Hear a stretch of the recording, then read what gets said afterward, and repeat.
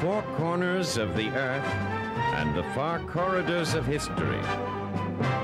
Dateline, World War II.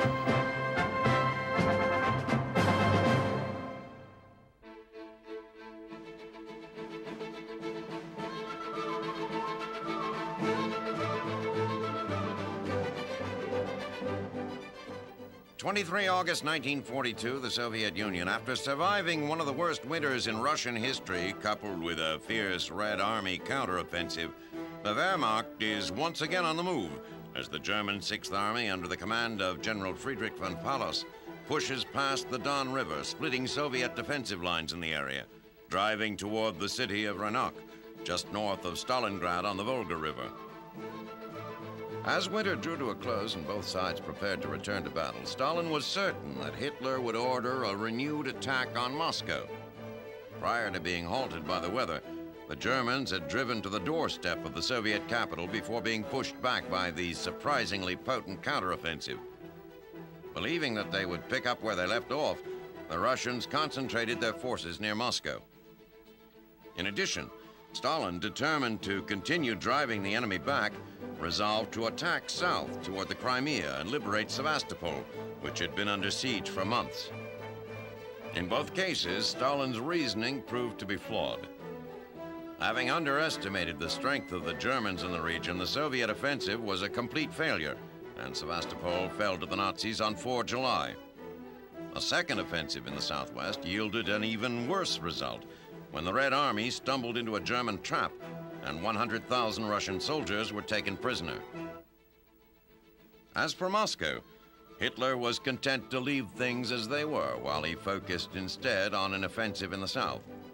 On 28 June, Army Group A began driving out of the Ukraine and toward the Caucasus, while just to the north, Army Group B, spearheaded by the panzers of von Paulus's Sixth Army, started advancing rapidly toward Stalingrad. With the ground baked hard by the summer sun, July and August found the armored divisions of the 6th driving hard and fast toward the Don. Now, having broken through, they arrive at Ranok, a mere 35 miles from their objective. As Stalingrad's defenders struggle to prepare for the impending ground assault, the Luftwaffe fills the sky over the city. Hundreds of Ju-88 bombers and Stukas fly some 4,000 sorties on the 23rd and 24th. Turning Stalingrad into a sea of flames stretching 25 miles along the banks of the Volga. Despite the devastation raining down from above, the citizens of Stalingrad continued to prepare for its defense. Trenches are dug, fortifications built. Factory workers churn out tanks and guns 24 hours a day. Thousands of teenagers, officially too young to serve in the military, are put in uniform and given weapons. When there are no more rifles to be issued, soldiers are armed with metal pipes. Medical units are disbanded and their members pressed into battle. The wounded will be left where they fall while others carry on. And so it seems that, as it was at Moscow nearly a year ago, the Germans stand on the brink of capturing a Soviet city so crucial it might be considered the linchpin of the nation. Should Stalingrad fall, as Hitler has been proclaiming it will, it can be only a matter of time before Russia joins the list of countries conquered by the Reich.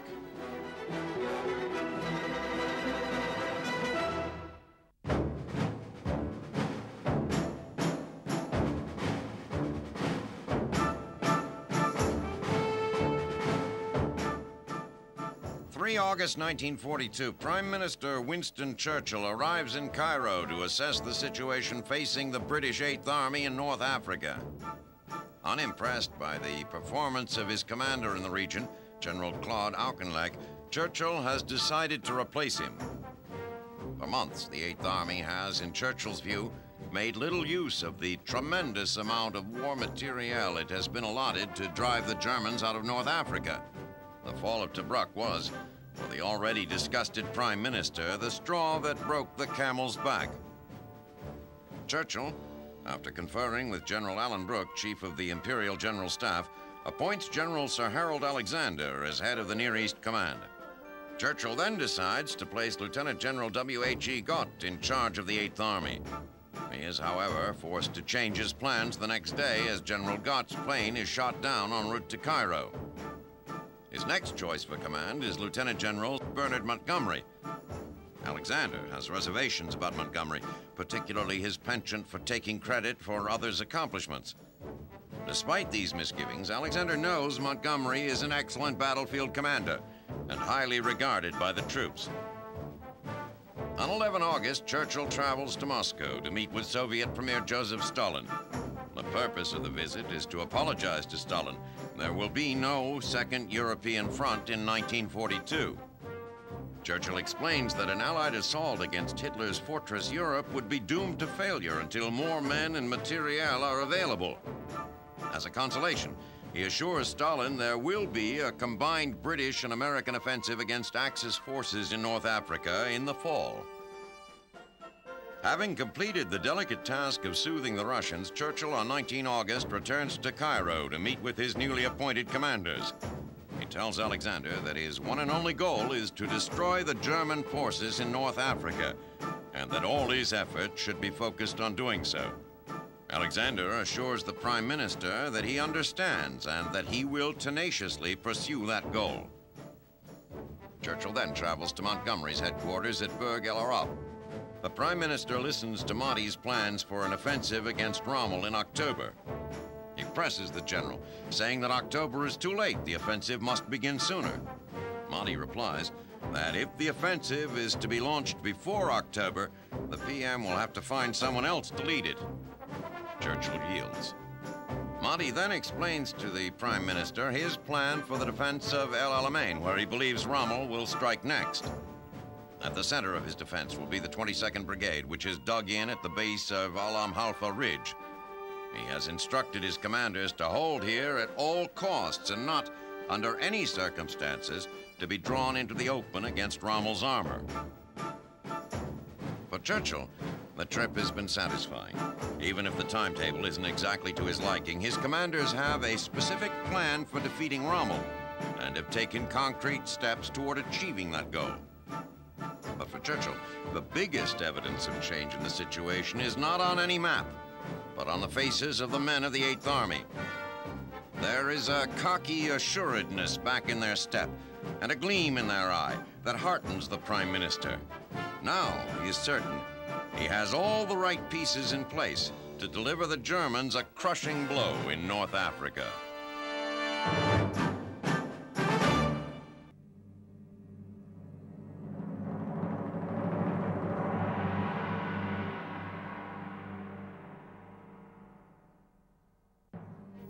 August 1942, the Mediterranean. An Allied convoy steams toward the island of Malta, located 60 miles south of Sicily. 14 cargo vessels escorted by destroyers, cruisers, battleships, and aircraft carriers are determined to deliver crucial aircraft and supplies to the beleaguered garrison on the island. Using it for its airfields and as a base for warships, the British have been devastatingly effective in destroying German shipping bound for its armies in North Africa. In August of 1941, no less than 35% of the men and supplies destined for Libyan ports were sent to the bottom by the British bastion on Malta. In December 1941, submarines from the Atlantic were moved to the Mediterranean, and Lieutenant General Hans Geisler's Luftwaffe forces began to pound the island incessantly. The siege of Malta had begun. Initially, the Germans enjoyed astounding success, sinking tons of British shipping, including the fleet aircraft carrier HMS Illustrious. Outdated British planes were hopelessly outgunned by Geisler's mighty Me-109s. In January, with the Luftwaffe riding roughshod over the British, all of the German shipments earmarked for Rommel's forces in North Africa reached the port at Tripoli unscathed. In the first week of March, just as the situation was growing critical, the British received a desperately needed shipment of new Spitfires, courtesy of the USS Wasp. With fighters able to contest the Messerschmitts, the British once again began to take a heavy toll on German shipping. The Luftflotte II, under Field Marshal Albert Kesselring, then stepped up its campaign to eliminate Malta as an obstacle to German control of the Mediterranean. With as many as 300 bombers hitting the island at a time, the defenders were reduced to receiving ammunition and supplies from submarines, slipping into the port at night. Now the Allies have sent this massive convoy to relieve the defenders. As determined as they are to reach Malta, the Germans are just as determined to stop them. The first to strike the convoy are the German subs. The carrier, HMS Eagle, is struck by 4 torpedoes and goes to the bottom with 200 of her crew. The Luftwaffe then begins an all-out assault on the fleet. For 3 days, carrier-based planes and anti-aircraft crews fight off German torpedo and dive bombers, but suffer heavy losses. On the 14th, however, 4 of the cargo ships reach Malta with their vital supplies. While Malta itself may seem insignificant, it is pivotal to the war in North Africa. The pendulum in the desert has consistently swung in favor of the side controlling the shipping lanes of the Mediterranean. Now, with the British garrison on Malta replenished and the 8th Army in North Africa under new leadership, British commanders hope that the next swing of the pendulum will be in their favor.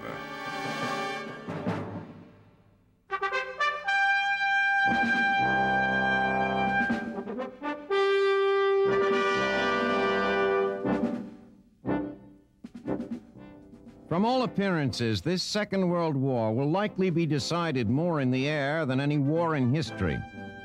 The Nazis have taught the world a devastating lesson, that air superiority is all superiority, and that while no battle is won until the ground is taken, it is not possible to take that ground without first taking the air. It is the fighters, allied and enemy, that will ultimately decide the issue of air superiority. They will accompany or turn back the bombers that will be the ground forces' torment.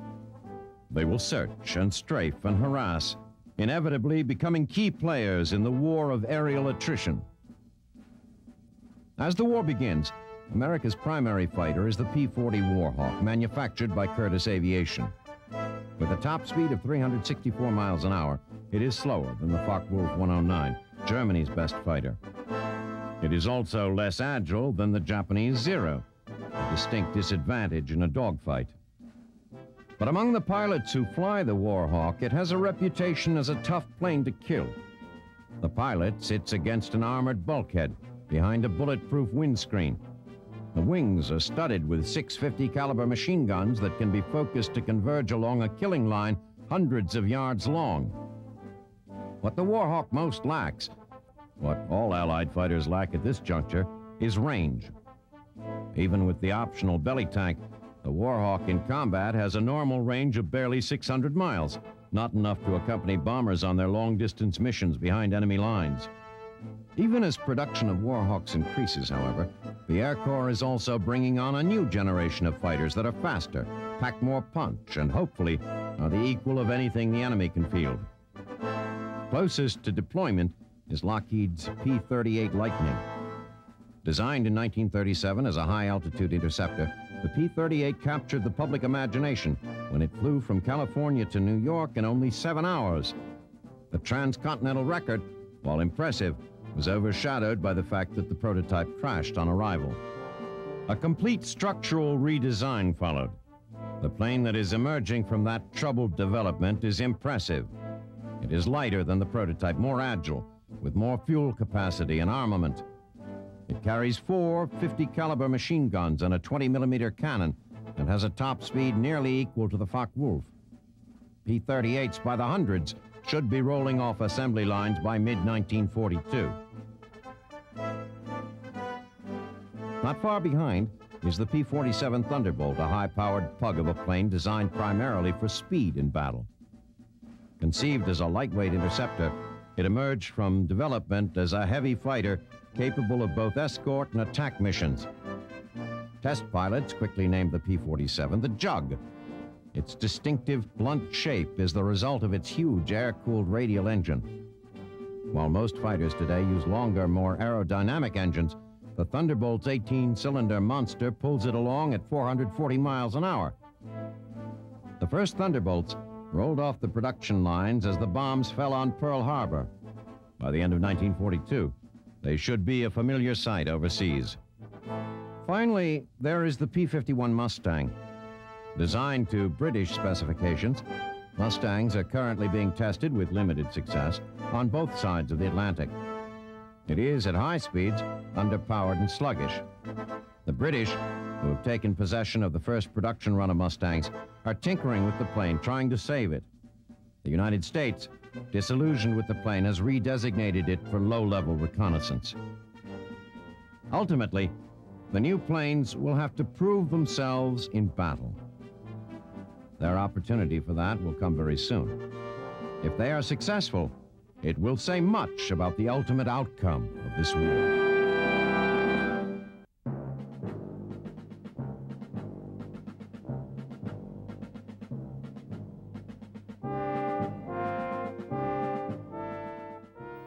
August 1942, as Italian forces harassed British outposts outside the Egyptian city of Al Alamein, German Field Marshal Erwin Rommel's Africa Corps swings south to attack the main British line of defense.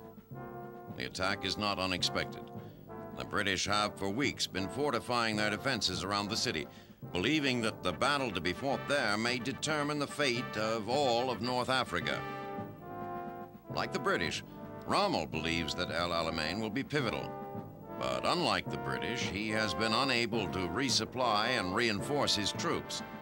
Rommel, whose strategy is based on fast, coordinated attacks, has been forced to scrounge for fuel amid the destruction the Africa Corps has wrought. As Rommel's tanks approach the dug-in British, they do so with the firm knowledge that their mobility is not unlimited, that this battle will have to be fought more frontally than any of their others. More important, they approach Al Alamein without benefit of the element of surprise.